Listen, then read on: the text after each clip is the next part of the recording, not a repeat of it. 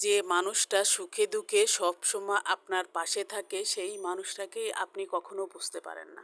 তার কারণ একটিই, শুধু আপনি বুঝে গেছেন যে সে কখনো আপনাকে ছেড়ে যাবে না। সব থেকে দুর্ভাগ্যই আপনার, সবাইকে বুঝতে যেয়ে স্ত্রীকে কখনোই বুঝতে পারেননি। এই মানুষটাকে না বোঝার কারণেই সব কিছু এলোমেলো হয়ে যায় একটি সময়। এই পৃথিবীতে সব থেকে মধুর সম্পর্ক হলো দুইটি মানুষের মন, যে এক ছাদের তলে সবসময় থাকা, সুখে দুঃখে তার সাথে কাটানো। আমরা সবসময় ভাগ্যকে দোষারোপ করি, অথচ ভাগ্যকে দোষারোপ না করে আমরা যদি একটু সংশোধন করার চেষ্টা করি তাহলে কিন্তু ছোট ছোট ভুলগুলো সমাধান হয়ে যায়। এসব কারণেই মুরব্বীরা বলে দাঁত থাকতে দাঁতের মর্যাদা দিন।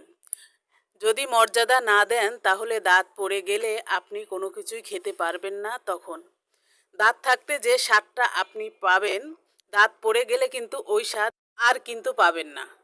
কারণ তখন খাবার খাওয়া আর ঘাস খাওয়া সমান কথা হয়ে যাবে। জীবনটাও তেমনই।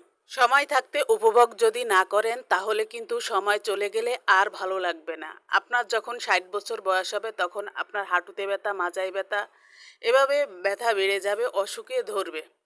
তখন আপনার কোথাও ঘুরতে যেতে মন চাবে না। সকল দম্পতিরা সময় থাকতে উপভোগ করুন।